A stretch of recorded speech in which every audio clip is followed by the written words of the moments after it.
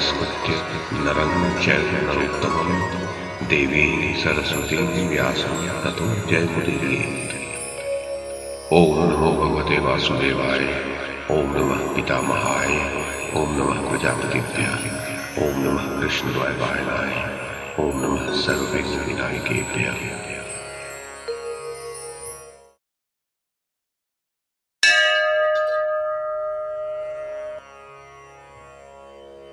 वैशंपायन जी कहते हैं, जन्मेजय, दुशासन के बार बार खींचने से तपस्विनी द्रौपदी पृथ्वी पर गिर पड़ी और उस सभा में अत्यंत दुखित हो विलाप करने लगी। वह जिस दुरावस्था में पड़ी थी उसके योग्य वह कदापि न थी। द्रौपदी बोली, हाय, मेरा जो कार्य सबसे पहले करने का था वह अभी तक नहीं हुआ। मुझे अब वह कार्य कर लेना चाहिए। इस बलवान दुरात्मा दुशासन ने मुझे बलपूर्वक घसीट कर व्याकुल कर दिया है। कौरवों की सभा में मैं समस्त कुरुवंशी महात्माओं को प्रणाम करती हूँ। मैंने घबराहट के कारण पहले प्रणाम नहीं किया, अतः यह मेरा अपराध न माना जाए। हाँ, मैं स्वयंवर के समय सभा में आई थी और उस समय रंगभूमि में पधारे हुए राजाओं ने मुझे देखा था। उसके सिवा अन्य अवसरों पर कहीं भी आज से पहले किसी ने मुझे नहीं देखा। वही मैं आज सभा में बलपूर्वक लाई गई हूँ। पहले राजभवन में रहते हुए जिसे वायु तथा सूर्य भी नहीं देख पाते थे, वही मैं आज इस सभा के भीतर महान जन समुदाय में आकर सबके नेत्रों की लक्ष्य बन गई हूँ। पहले अपने महल में रहते समय जिसका वायु द्वारा स्पर्श भी पांडवों को सहन नहीं होता था, उसी मुझ द्रौपदी का यह दुरात्मा दुशासन भरी सभा में स्पर्श कर रहा है, तो भी आज ये पांडु कुमार सह रहे हैं। मैं कुरुकुल की पुत्रवधू एवं पुत्री तुल्य हूँ, सताए जाने के योग्य नहीं हूं, फिर भी मुझे यह दारुण क्लेश दिया जा रहा है और ये समस्त कुरुवंशी इसे सहन कर रहे हैं। मैं समझती हूं बड़ा विपरीत समय आ गया है। इससे बढ़कर दयनीय दशा और क्या हो सकती है कि मुझ जैसी शुभ कर्म परायणा सती साध्वी स्त्री भरी सभा में विवश करके लाई गई है। आज राजाओं का धर्म कहाँ चला गया? मैंने सुना है पहले लोग धर्म परायणा स्त्री को कभी सभा में नहीं लाते थे, किंतु इन कौरवों के समाज में वह प्राचीन सनातन धर्म नष्ट हो गया है। अन्यथा मैं पांडवों की पत्नी, धृष्टद्युम्न की सुशीला बहन और भगवान श्री कृष्ण की सखी होकर राजाओं की सभा में कैसे लाई जा सकती थी? कौरवों, मैं धर्मराज युधिष्ठिर की धर्म पत्नी तथा उनके समान वर्ण की कन्या हूं। आप लोग बतावे, मैं दासी हूं या अदासी? आप जैसा कहेंगे मैं वैसा ही करूंगी। कुरुवंशियों, यह कुरुकुल की कीर्ति में कलंक लगाने वाला नीच दुशासन मुझे बहुत कष्ट दे रहा है। मैं इस क्लेश को देर तक नहीं सह सकूंगी। आप क्या मानते हैं, मैं जीती गई हूं या नहीं? मैं आपके मुंह से इसका ठीक ठीक उत्तर सुनना चाहती हूं, फिर उसी के अनुसार कार्य करूंगी। भीष्म जी ने कहा, कल्याणी, मैं पहले ही कह चुका हूं कि धर्म की गति बड़ी सूक्ष्म है। लोक में विज्ञ महात्मा भी उसे ठीक ठीक नहीं जान सकते। संसार में बलवान मनुष्य जिसको धर्म समझता है, धर्म विचार के समय लोग उसी को धर्म मान लेते हैं, और बलहीन पुरुष जो धर्म बतलाता है वह बलवान पुरुष के बताए धर्म से दब जाता है। अतः इस समय कर्ण और दुर्योधन का बताया हुआ धर्म ही सर्वोपरि हो रहा है। मैं तो धर्म का स्वरूप सूक्ष्म और गहन होने के कारण तथा इस धर्म निर्णय के कार्य के अत्यंत गुरुतर होने से तुम्हारे इस प्रश्न का निश्चित रूप से यथार्थ विवेचन नहीं कर सकता। अवश्य बहुत शीघ्र इस कुल का नाश होने वाला है, क्योंकि समस्त कौरव लोभ और मोह के वशीभूत हो गए हैं। कल्याणी, तुम जिनकी पत्नी हो वे पांडव हमारे उत्तम कुल में उत्पन्न हैं और भारी से भारी संकट में पड़कर भी धर्म के मार्ग से विचलित नहीं होते हैं।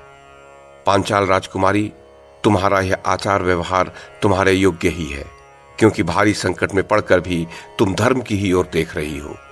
ये द्रोणाचार्य आदि वृद्ध एवं धर्मज्ञ पुरुष भी सिर लटकाए शून्य शरीर से इस प्रकार बैठे हैं मानो निष्प्राण हो गए हों। मेरा विचार यह है कि इस प्रश्न का निर्णय करने के लिए धर्मराज युधिष्ठिर ही सबसे प्रामाणिक व्यक्ति हैं। तुम जीती गई हो या नहीं, ये बात स्वयं इन्हें बतलानी चाहिए।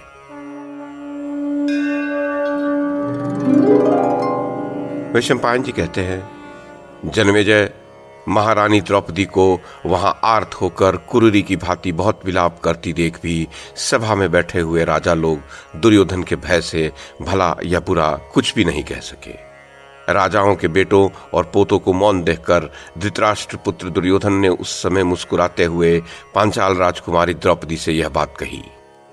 द्रौपदी, तुम्हारा यह प्रश्न तुम्हारे ही पति महाबली भीम, अर्जुन, सहदेव और नकुल पर छोड़ दिया जाता है। ये ही तुम्हारी पूछी हुई बातों का उत्तर दें। पांचाली, इन श्रेष्ठ राजाओं के बीच ये लोग ये स्पष्ट कह दें कि युधिष्ठिर को तुम्हें दांव पर रखने का कोई अधिकार नहीं था। सभी पांडव मिलकर धर्मराज युधिष्ठिर को झूठा ठहरा दें, फिर पांचाली तुम दास्य भाव से मुक्त कर दी जाओगी। ये धर्मपुत्र महात्मा युधिष्ठिर इंद्र के समान तेजस्वी तथा सदा धर्म में ही स्थित रहने वाले हैं। तुमको दांव पर रखने का इन्हें अधिकार था या नहीं, ये स्वयं ही कह दें। फिर इन्हीं के कथनानुसार तुम शीघ्र दासीपन या अदासीपन किसी एक का आश्रय लो। द्रौपदी, ये सभी उत्तम स्वभाव वाले कुरुवंशी इस सभा में तुम्हारे लिए ही दुखी हैं और तुम्हारे मंद भाग्य पतियों को देखकर तुम्हारे प्रश्न का ठीक ठीक उत्तर नहीं दे पा रहे हैं।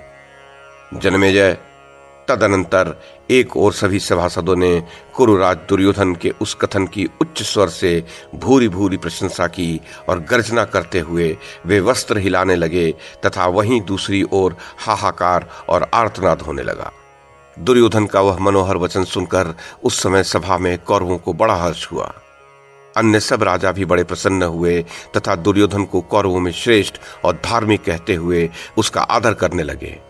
फिर वे सब नरेश मुंह घुमाकर राजा युधिष्ठिर की ओर आशा से देखने लगे कि देखें ये धर्मज्ञ पांडु कुमार क्या कहते हैं।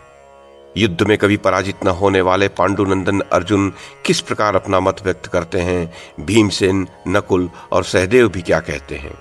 इसके लिए उन राजाओं के मन में बड़ी उत्कंठा थी। जन्मेजय, वह कोलाहल शांत होने पर भीमसेन अपनी चंदन चर्चित सुंदर दिव्य भुजा उठाकर इस प्रकार बोले, यदि ये महामना धर्मराज युधिष्ठिर हमारे पितृतुल्य तथा इस पांडुकुल के स्वामी न होते तो हम कौरवों का यह अत्याचार कदापि सहन नहीं करते। ये हमारे पुण्य, तप और प्राणों के भी प्रभु हैं। यदि ये द्रौपदी को दांव पर लगाने से पूर्व अपने को हारा हुआ नहीं मानते हैं तो हम सब लोग इनके द्वारा दांव पर रखे जाने के कारण हारे जा चुके हैं। यदि मैं हारा गया न होता तो अपने पैरों से पृथ्वी का स्पर्श करने वाला कोई भी मरण धर्मा मनुष्य द्रौपदी के इन केशों को छू लेने पर मेरे हाथ से जीवित नहीं बच सकता था।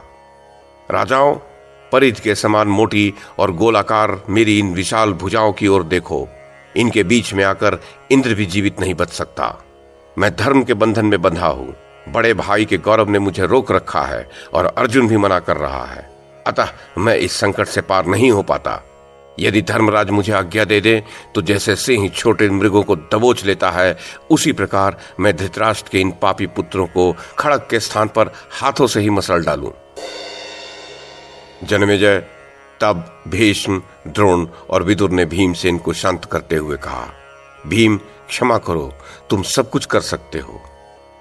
तब कर्ण बोला, भद्रे द्रौपदी, दास, पुत्र और सदा पराधीन रहने वाली स्त्री, ये तीनों धन के स्वामी नहीं होते। जिसका पति अपने ऐश्वर्य से भ्रष्ट हो गया है, ऐसे निर्धन दास की पत्नी और दास का सारा धन, इन सब पर उस दास के स्वामी का ही अधिकार होता है। राजकुमारी, अतः अब तुम राजा दुर्योधन के परिवार में जाकर सबकी सेवा करो। यही कार्य तुम्हारे लिए शेष बचा है, जिसके लिए तुम्हें यहां आदेश दिया जा रहा है। आज से धृतराष्ट्र के समस्त पुत्र ही तुम्हारे स्वामी हैं, कुंती के पुत्र नहीं। सुंदरी, अब तुम शीघ्र ही दूसरा पति चुन लो, जिससे द्यूत क्रीड़ा के द्वारा तुम्हें फिर किसी की दासी न बनना पड़े। पतियों के प्रति इच्छानुसार व्यवहार तुम जैसी स्त्री के लिए निंदनीय नहीं है। दासीपन में तो स्त्री की स्वेच्छाचारिता प्रसिद्ध है ही, अतः यह दास्य भाव ही तुम्हें प्राप्त हो। यज्ञसेन कुमारी, नकुल हार गए, भीमसेन, युधिष्ठिर, सहदेव तथा अर्जुन भी पराजित होकर दास बन गए। अब तुम दासी हो चुकी हो। वे हारे हुए पांडव अब तुम्हारे पति नहीं हैं।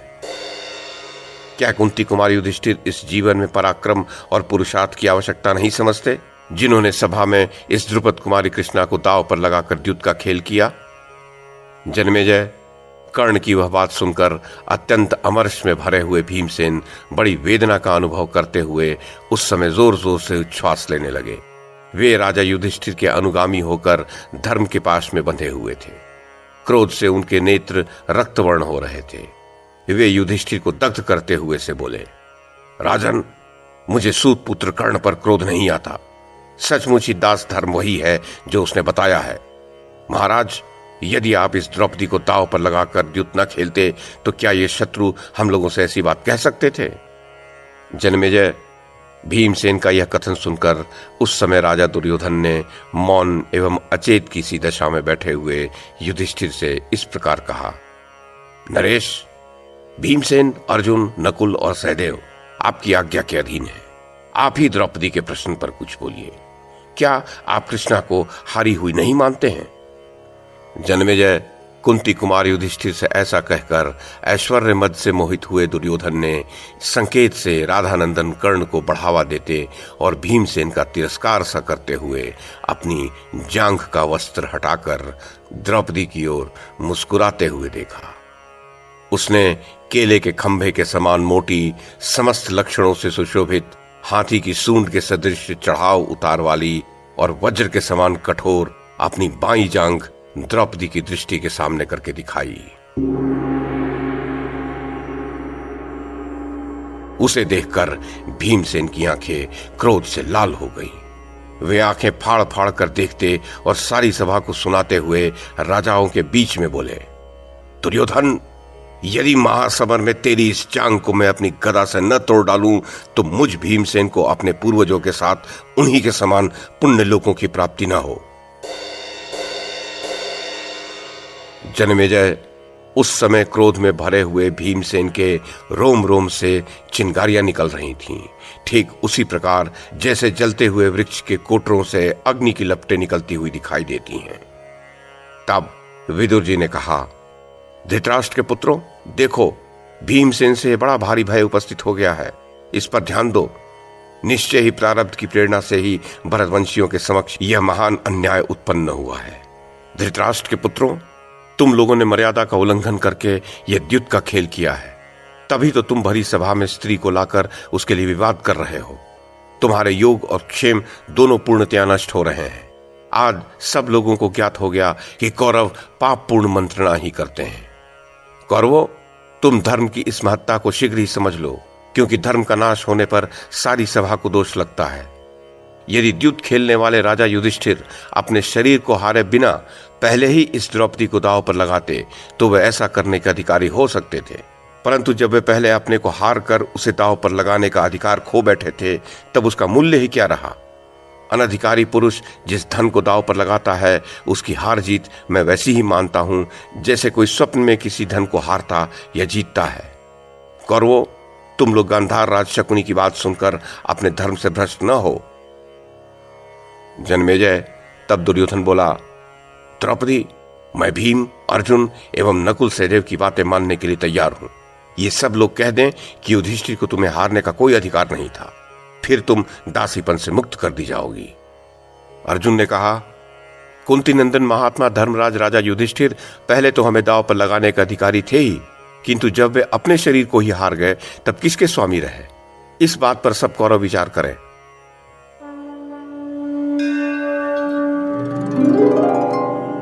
वैशंपायन जी कहते हैं, जन्मेजय, तत्पश्चात राजा धृतराष्ट्र की अग्निशाला के भीतर एक गीदड़ आकर उच्च स्वर में हुआ हुआ करने लगा। उस शब्द को लक्ष्य करके सब ओर गधे रेंकने लगे तथा गिद्ध आदि भयंकर पक्षी भी चारों ओर अशुभ सूचक कोलाहल करने लगे। तत्वज्ञानी विदुर तथा सुबल पुत्री गांधारी ने भी उस भयानक शब्द को सुना। भीष्म, द्रोण और गौतम वंशीय विद्वान कृपाचार्य के कानों में भी वह अमंगलकारी शब्द सुन पड़ा। फिर तो वे सभी लोग उच्च स्वर से स्वस्ति स्वस्ति कहने लगे। तदनंतर गांधारी और विद्वान विदुर ने उस उत्पात सूचक भयंकर शब्द को लक्ष्य करके अत्यंत दुखित हो राजा धृतराष्ट्र से उसके विषय में निवेदन किया। तब राजा ने इस प्रकार कहा, रे मंदबुद्धि दुर्योधन, तू तो जीता ही मारा गया। दुर्विनीत, तू श्रेष्ठ कुरुवंशियों की सभा में अपने ही कुल की महिला एवं विशेषतः पांडवों की धर्मपत्नी को ले आकर उससे पापपूर्ण बातें कर रहा है। जन्मेजय, ऐसा कहकर बंधु बांधवों को विनाश से बचाकर उनके हित की इच्छा रखने वाले तत्वदर्शी एवं मेधावी राजा धृतराष्ट्र ने अपनी बुद्धि से इस दुखद प्रसंग पर विचार करके पांचाल राजकुमारी कृष्णा को सांत्वना देते हुए इस प्रकार कहा। बहु द्रौपदी, तुम मेरी पुत्र वधुओं में सबसे श्रेष्ठ एवं धर्मपरायणा सती हो। तुम्हारी जो इच्छा हो उसके अनुसार मुझसे वर मांग लो। द्रौपदी बोली, भरतवंश शिरोमणे, यदि आप मुझे वर देते हैं तो मैं यही मांगती हूं कि संपूर्ण धर्म का आचरण करने वाला राजा युधिष्ठिर दास भाव से मुक्त हो जाए, जिससे मेरे मनस्वी पुत्र प्रतिबिंध को अज्ञानवश दूसरे राजकुमार ऐसा न कह सके कि यह दास पुत्र है। जैसे पहले राजकुमार होकर फिर कोई मनुष्य कभी दास पुत्र नहीं हुआ है, उसी प्रकार राजाओं के द्वारा जिसका लालन पालन हुआ है, उस मेरे पुत्र प्रतिबिंध का दास पुत्र होना कदापि उचित नहीं है। धृतराष्ट्र ने कहा, कल्याणी, तुम जैसा कहती हो वैसे ही हो। भद्रे, अब मैं तुम्हें दूसरा वर देता हूं, वो भी मांग लो।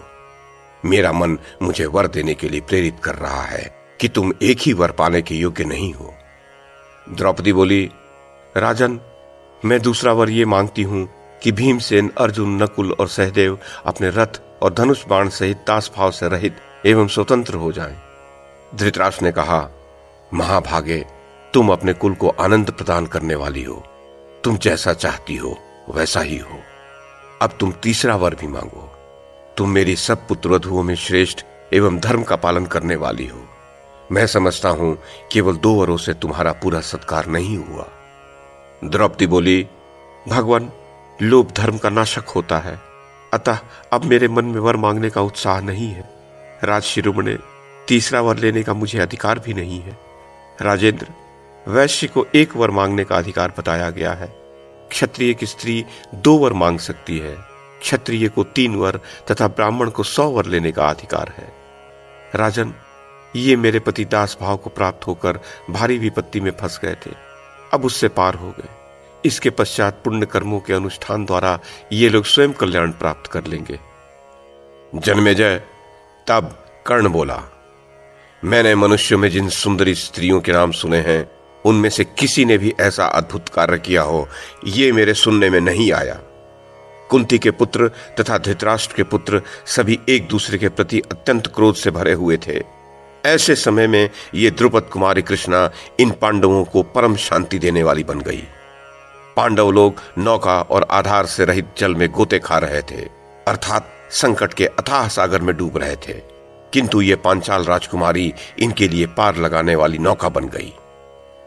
जन्मेजय, राजन, कौरवों के बीच में कर्ण की वह बात सुनकर अत्यंत असहनशील भीमसेन मन ही मन बहुत दुखित होकर बोले, हाय, पांडवों को उबारने वाली एक स्त्री हुई। महर्षि देवल का कथन है कि पुरुषों में 3 प्रकार की ज्योतियां होती हैं, संतान, कर्म और ज्ञान, क्योंकि इन्हीं से सारी प्रजा की सृष्टि हुई। जब यह शरीर प्राण रहित होकर शून्य एवं अपवित्र हो जाता है तथा समस्त बंधु बांधव उसे त्याग देते हैं, तब ये ही ज्ञान आदि 3 ज्योतियां परलोकगत पुरुष के उपयोग में आती हैं।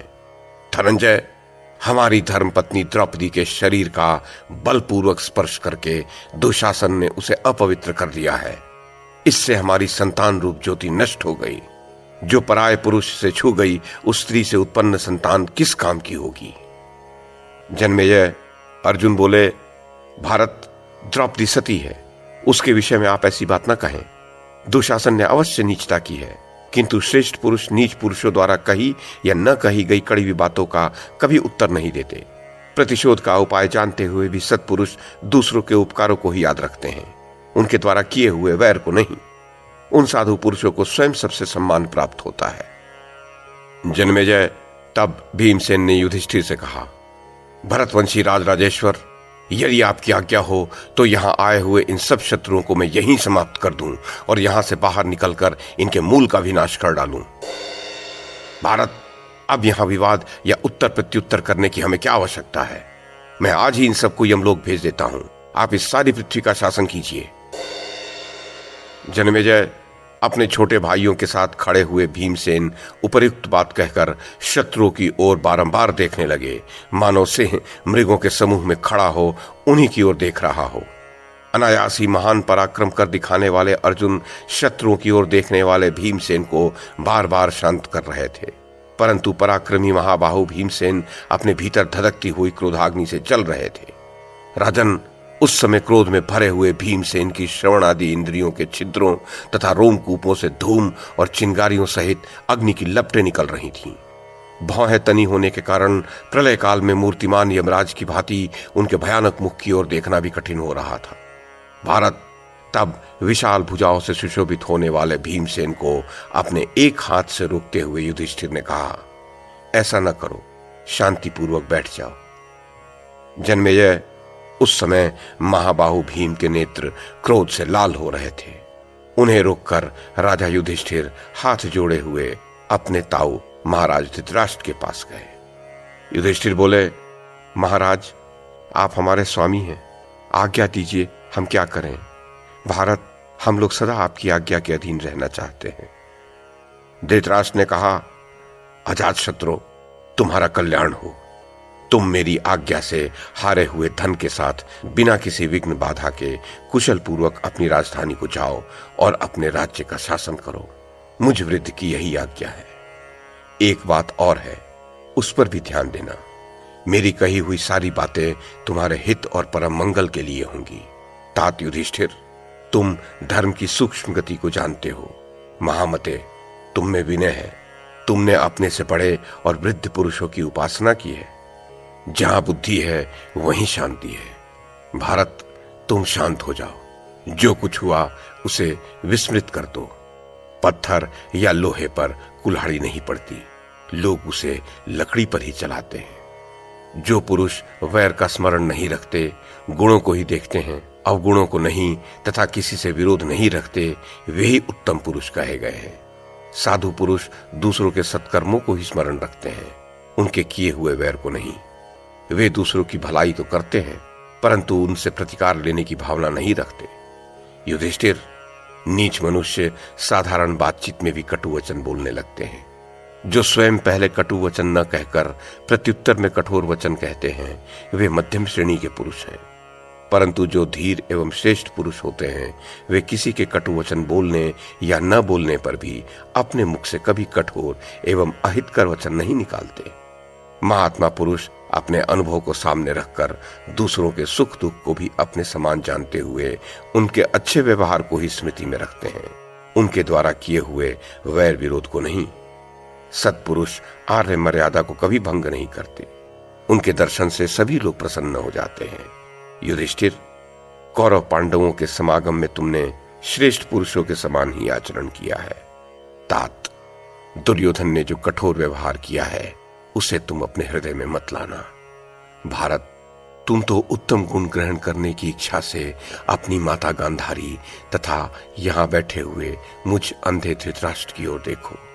मैंने सोच समझ कर भी इस द्युत की इसलिए उपेक्षा कर दी, उसे रोकने की चेष्टा नहीं की कि मैं मित्रों और सुहृदों से मिलना चाहता था और अपने पुत्रों के बलाबल को देखना चाहता था। राजन, जिनके तुम शासक हो और सब शास्त्रों में निपुण परम बुद्धिमान विदुर जिनके मंत्री हैं, वे कुरुवंशी कदापि शोक के योग्य नहीं है। तुम में धर्म है, अर्जुन में धैर्य है, भीमसेन में पराक्रम है और नरश्रेष्ठ नकुल सहदेव में श्रद्धा एवं विशुद्ध गुरु सेवा का भाव है। अजातशत्रु, तुम्हारा भला हो। अब तुम खांडव प्रस्थ को जाओ। दुर्योधन आदि बंधुओं के प्रति तुम में अच्छे भाई का सा स्नेह भाव रहे और तुम्हारा मन सदा धर्म में लगा रहे।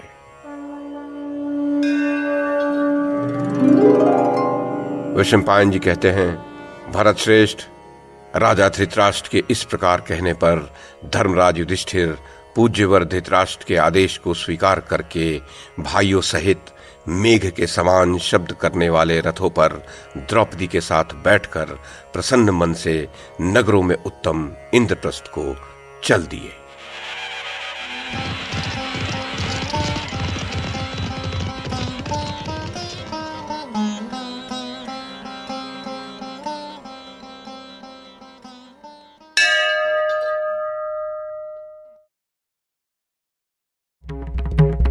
YouTube के माध्यम से महाभारत की कथा को एक श्रृंखला के रूप में प्रस्तुत करने का हमारा यह प्रयास यदि आपको सराहनीय लगा हो तो कृपया इस कड़ी को लाइक और शेयर करें, चैनल को सब्सक्राइब करें और बेल आइकन को दबाएं। साथ में अन्य लोगों को भी देखने के लिए प्रेरित करें।